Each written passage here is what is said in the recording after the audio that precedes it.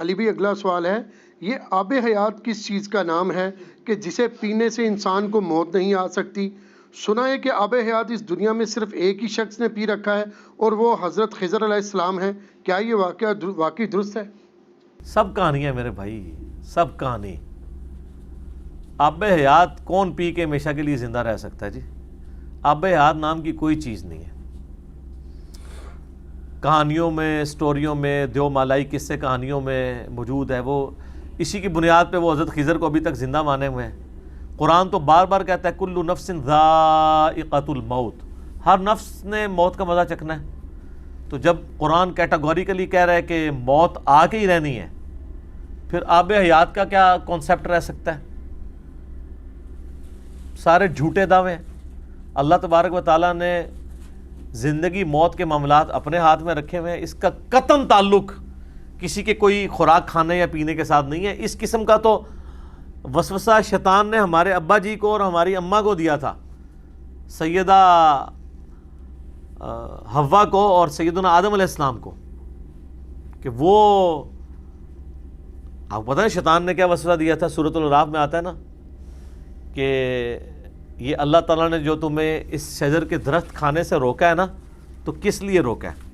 اس context میں اگر آپ سورۃ الاعراف میں جہاں پہ قصہ آدم اور ابلیس ڈیٹیل کے ساتھ ذکر ہوا ہے سٹارٹ ہی کے اندر، اور وہاں پہ وہ دعا بھی آئی ہے ربنا ظلمنا انفسنا وان لم تغفر لنا وترحمنا لنکونن من الخاسرین آمین۔ تو اس میں اللہ تبارک و تعالیٰ نے یعنی جو ابلیس نے ان کو وسوسہ دلایا ہے نا، وہ یہی تھا فوسوس لہما الشیطان، ان دونوں کو شیطان نے وسوسہ دلایا لیبدی لہما ما وری عنہما من سوآتہما، تاکہ وہ جو جنتی لباس ان کے اوپر تھا وہ ان سے اتروا دے اور ان کی شرمگاہیں ان پر کھول دے۔ ظاہر ہے وہ جنتی لباس تو پھر چلا گیا نا اس لغزش کی وجہ سے۔ وقال ما نہاکما ربکما عن ہذہ الشجرہ، اور شیطان نے کہا کہ تم دونوں کو تمہارے رب نے اس درخت کے پھل کھانے سے اس لیے روکا ہے الا ان تکون ملکین، کہ کہیں تم فرشتے نہ بن جاؤ، او تکون من الخالدین، اور کہیں ایسا نہ ہو کہ تم ہمیشہ کے لیے زندہ رہو۔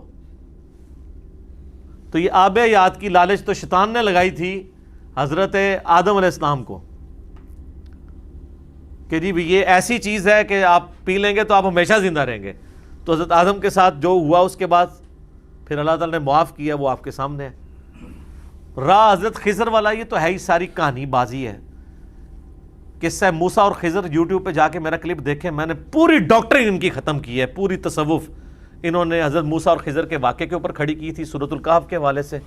اس میں حضرت خضر کے حوالے سے جتنے ان کے کلیمز ہیں کہ وہ خضر زندہ ہے، لوگوں کو ملتا ہے، قرب قیامت میں دجال کے سامنے جو مرد مومن آئے گا وہ خضر ہوگا، یہ ساری کی ساری کہانیاں میں نے کھول کے بیان کر دی ہیں، اور ایک جملے سے ان کی پوری ڈاکٹرین الٹ کے رکھ دی ہے کہ سورہ آل عمران میں اللہ تعالیٰ نے تمام نبیوں سے عہد کا ذکر کیا ہے کہ جب میں تمہیں نبوت دوں اور رسالت دوں اور تمہاری موجودگی میں کوئی اور پیغمبر آ جائے، تعویل عام میں تو سب کے لیے تھا، تعویل خاص میں نبی الاسلام کے بارے میں، تو تم نے ضرور بھی ضرور اس پیغمبر پہ ایمان لانا ہے اور ان کی دین میں مدد کرنی ہے، اور اس پہ ایک دوسرے پہ گواہ ہو جاؤ، اور میرا بھاری ذمہ اس پہ تم اٹھاتے ہو، اور اس کے بعد اگر تم نے نافرمانی کی تو تم فاسقین میں شمار ہو جاؤ گے۔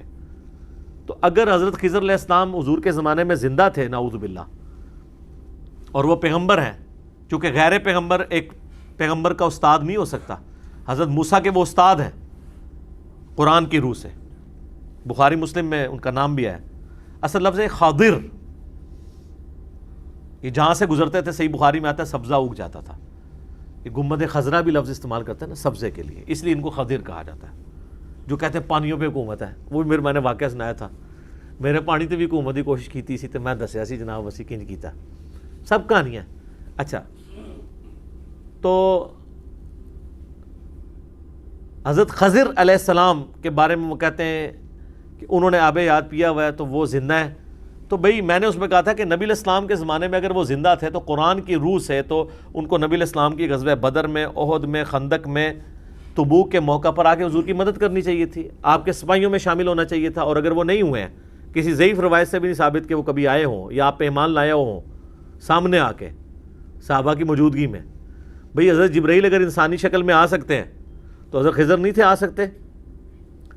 تو قرآن کی روح سے تو ان کی نبوت اور سب کچھ چھن چکا ہے, تو آپ ان کے بارے میں اتنا بڑا فتویٰ لگانے لگے ہیں. وہ ہے ہی نہیں تھے. حضرت موسیٰ کے زمانے میں تھے, اب واللہ عالم وہ پیغمبر تھے یا کوئی فرشتہ تھا, فرشتوں کا پیغمبر تھا جو انسانی شکل میں آیا تھا حضرت موسیٰ علیہ السلام کو مسئلہ تقدیر سمجھانے کے لیے. That's all. اور مسلم شریف سے جو پیش کرتے ہیں نا قرب قیامت میں, جو ایک دجال کے سامنے مومن کھڑا ہو جائے گا, اس میں آگے الفاظ ہیں, وہ راوی کہتا ہے کہا جاتا ہے وہ حضرت خضر ہیں. سند کوئی نہیں, کہا جاتا ہے یعنی سن سنا کے سننی, روایتیں مشہور. یہ بھی جی آب حیات پی لی حضرت خضر کو, اب موت ہی نہیں آنی ہے. اور کتنے لوگ ہیں پوری پوری زندگی وہ پھر نا چلت پھرت بھی کرتے رہے ہیں ہمارے بزرگوں میں سے نا. بزرگ میں عزت کے معنوں میں نہیں کہہ رہا, پرانے ہونے کے معنوں میں کہہ رہا ہوں کہ وہ آب حیات کی تلاش میں پھرتے رہے. ہمیں کہیں سے آب حیات مل جائے تو ہم پی لیں تو ہم کبھی نہیں مریں گے. سر آپ کے ابا جی کو آب حیات کی لالچ سورہ الاعراف میں نے آیت پڑھ دی تھی شیطان نے, تو پھر ان کو کس آزمائش سے گزرنا پڑا اور اس کے بعد ہمیں بھی آج تک گزرنا پڑ رہا ہے. تو آپ بھی مہربانی کریں یہ آب حیات کی تلاش چھوڑ دیں. موت کو کوئی نہیں ٹال سکتا, کوئی زندگی کسی کی لمبی نہیں کر سکتا, کوئی زندگی کسی کی کم نہیں کر سکتا. یہ اللہ کے فیصلے ہیں. سورہ نساء میں آیا تم اپنے آپ کو مضبوط قلعوں میں بھی بند کر لو نا, موت تمہیں وہاں پہ بھی آ کے رہے گی. سورہ آل عمران میں آیا کہ غزوہ احد کے بعد کئی منافقین نے کہا کہ ہم نے اپنے بھائیوں کو منع کیا تھا کہ جنگ میں نہ جاؤ ورنہ مارے جاؤ گے. اللہ تعالیٰ فرماتا ہے کہ اگر ان کی موت لکھی ہوتی تو یہ خود بخود اپنی مقتل گاہوں کی طرف کھینچے چلے آتے. ان کی موت نہیں تھی نا, تو اس لیے یہ آئے نہیں. ورنہ تو اللہ تبارک و تعالیٰ جس کو موت دینی ہے وہ اس کی موت کوئی روک نہیں سکتا, اور جس کو اللہ تعالیٰ نے بڑی بڑی آزمائشوں سے گزار کے بھی زندہ رکھنا ہے اس کو کوئی موت نہیں دے سکتا. حضرت خالد بن ولید 100 سے زیادہ جنگوں میں شریک ہوئے ہیں, اور وہ سر چھوٹی موٹی جنگیں نہیں ہیں, دنیا کی سپر پاورز کے خلاف, رومنز اور پرشینز کے خلاف 100 بیٹل فیلڈز میں. اور وہ فرمایا کرتے تھے میرے جسم میں چھوٹا سا حصہ بھی ایسا نہیں کہ جس کے اوپر کسی برچھی یا نیزے یا تلوار کے زخم کا نشان نہ ہو, پورا جسم بھرا ہوا ہے. لیکن میں بھی آج ایک بوڑھے اونٹ کی طرح بستر مرگ پہ مر رہا ہوں. اگر جنگ میں جانے سے موت آتی ہوتی تو میرے سب سے زیادہ چانس تھے مرنے کے.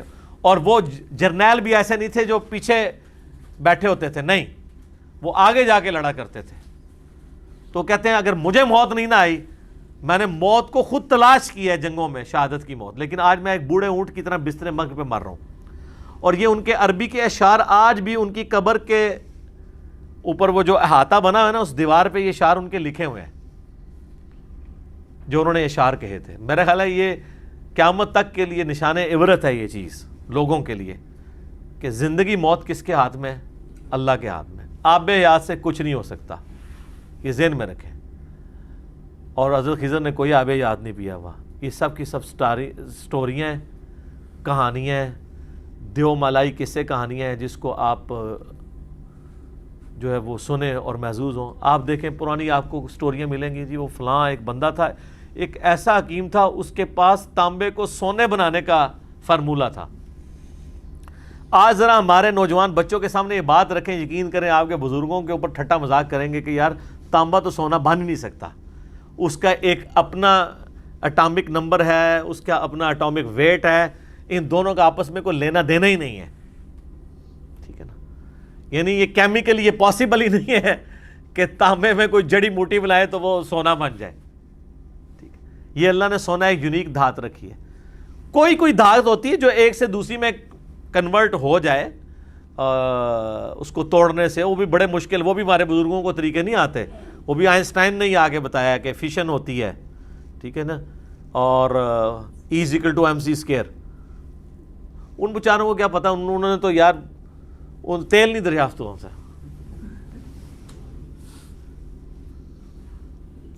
ویسے آپ کو کہتے ہیں تھلے نگاہ ماری 7 زمینہ کراس, تیل بھی کراس, اتنے ماری تے جناب کوئی کہتا ہے عرش تک پہنچ گئی, لوح محفوظ تک پہنچ گئی. کوئی کچھ نہیں میرے بھائی, کوئی کچھ نہیں کر سکتا. سر جن بزرگوں کے بارے میں آپ یہ کلیم کر رہے ہیں نا, ان کے سامنے سمارٹ فون رکھ دیا جائے نا, وہ سمارٹ فون نہیں آپریٹ کر سکتے. اسمارٹ فون چھوڑ دیں, عام ٹیلی فون نہیں آپریٹ کر سکتے, تو وہ ٹیلی فون بنانا, یہ تو سر کہانی ختم, یہ تو بہت مشکل کام ہے. میں کہتا ہوں اگر وہ لوگ آج زندہ ہو جائیں تو وہ تو گوروں کو, بوئنگ کو اور ایئر بس والی کمپنی کے جو مالکان ہیں ان کو اولیاء اللہ مان لیں, کہ جنہوں نے جناب 450-500 مسافروں کو اڑانے والے پرندے بنا لیے ہیں, ایئر بس A380 اور بوئنگ 747, بوئنگ 777. انسانی ترقی ہے نا دماغ کی, تو یہ جہاز کیوں نہیں کسی نے بنا لیا؟ ویسے کہتے ہیں جناب وہ ایک نماز مدینہ شریف پڑھتے سن, دوسری جناب مکہ شریف, تیسری بیت المقدس, چوتھی بغداد شریف, سب کہانی ہے, کوئی نہیں پڑھ سکتا اس طریقے سے. آج بھی کسی کے پاس چارٹر طیارہ ہو تو مشکل ہے اس طریقے سے نمازیں پڑھنا.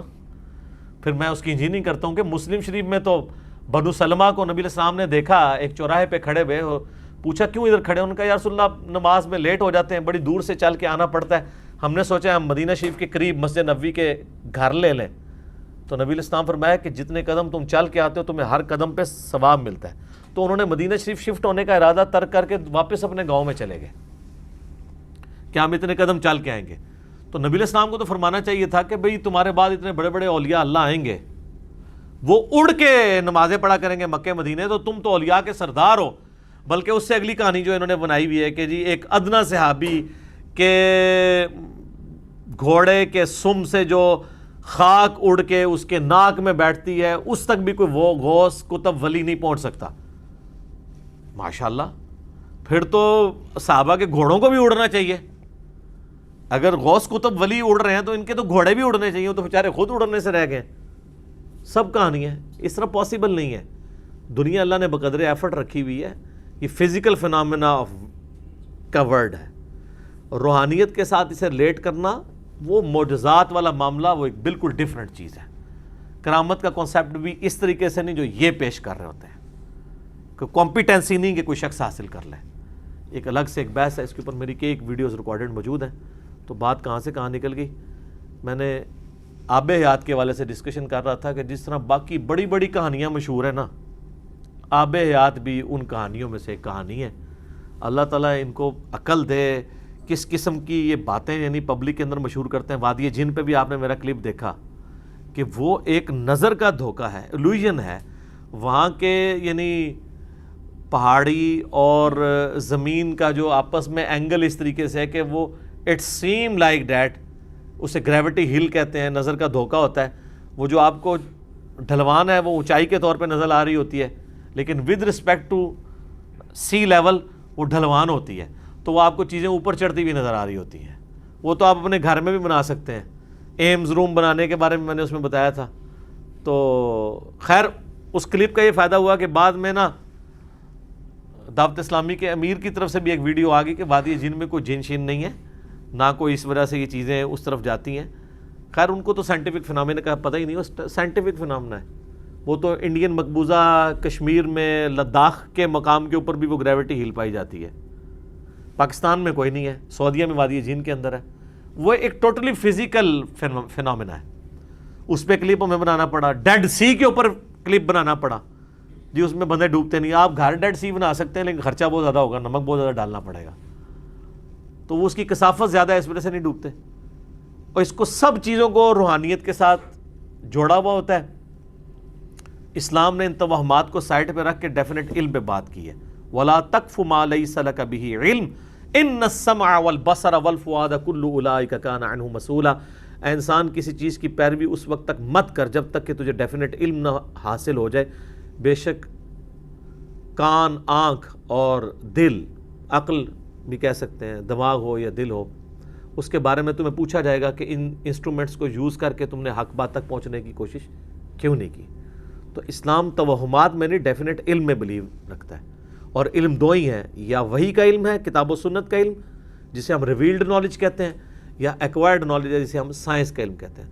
تو نہ سائنس اس چیز کو سپورٹ کرتی ہے کہ کوئی آب حیات ہے کہ جس کے بعد کبھی انسان کو موت نہیں آئے گی, اور نہ کتاب و سنت اس کو سپورٹ کرتا ہے.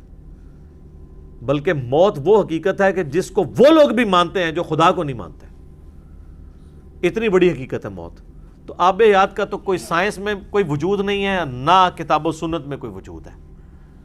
بلکہ سورۃ الاعراف کی وہ آیت کافی تھی کہ یہ شیطان کا وسوسہ تھا جو حضرت آدم کو دلایا. پھر دیکھ لیں انہوں نے وہ پھل کھایا تو اس کے بعد آب حیات والا معاملہ تو نہیں ہوا, خود بھی آزمائش میں ڈلے اور آج تک ان کی اولاد بھی آزمائش میں ہے. اللہ تعالیٰ ہمیں اس آزمائش میں سے نکال کے اپنے اصلی مقام جہاں سے ہم نکالے گئے تھے جنت میں اپنے پیغمبروں کا پڑوس نصیب فرمائے. آمین ثم آمین. جزاکم اللہ خیرہ.